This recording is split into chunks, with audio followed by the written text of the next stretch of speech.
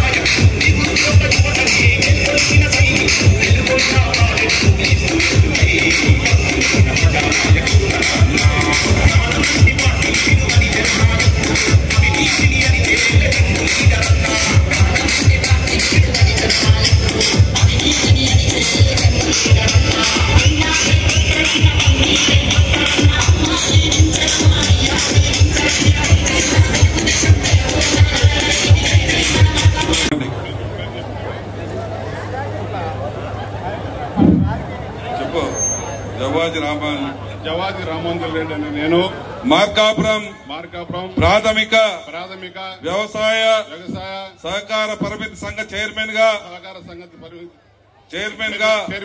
నాకు అప్పగించిన బాధ్యతలను నీతి నిజాయితీ పరోపకారం సహకార విలువలను అంకిత భావంతో బాధ్యతగా నిర్వహిస్తానని సంఘ బైలా సహకార చట్టములను గౌరవించి బడుగు బలహీన వర్గాల సంఘ సభ్యుల సంక్షేమానికి నా శాయశక్తుల కృషి చేస్తానని దైవ సాక్షిగా ప్రమాణం చేస్తున్నాను.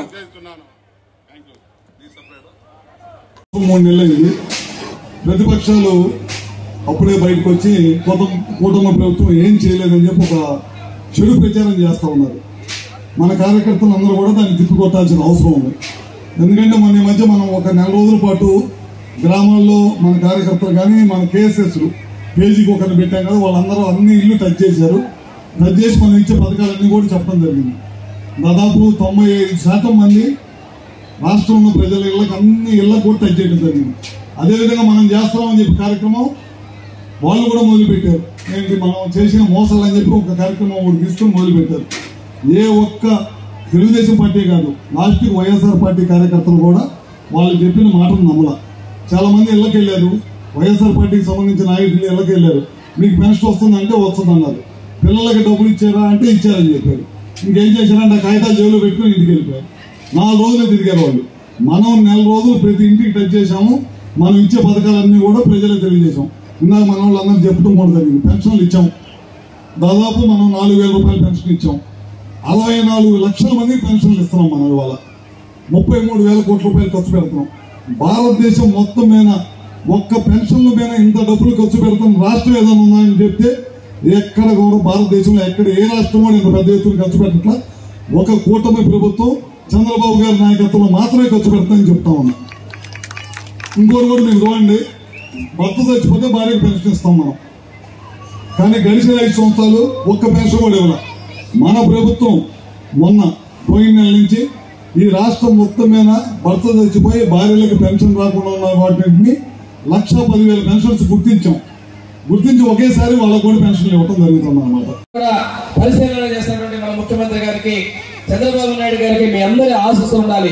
ఈ రోజు ఒకటే చెప్తున్నాం, ఇంతకు ముందు మన ప్రభుత్వం 5 సంవత్సరాలు లేని రోజులు నష్టం జరిగింది, విధ్వంసం జరిగింది. మళ్ళా కూడా 29లో కూడా తెలుగుదేశం సారథ్యంలోని జనసేన బీజేపీల ఎన్డీఏ ప్రభుత్వాన్ని తిరిగి గెలిపించుకోవాల్సిన ఆవశ్యకత ఉంది.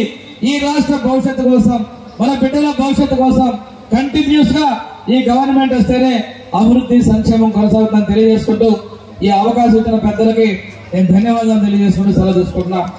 మనకు అధ్యక్షత వహించినటువంటి మన శాసనసభ్యులు పందల నారాయణ రెడ్డి గారికి, ఈ కార్యక్రమానికి వచ్చేసినటువంటి పెద్దలు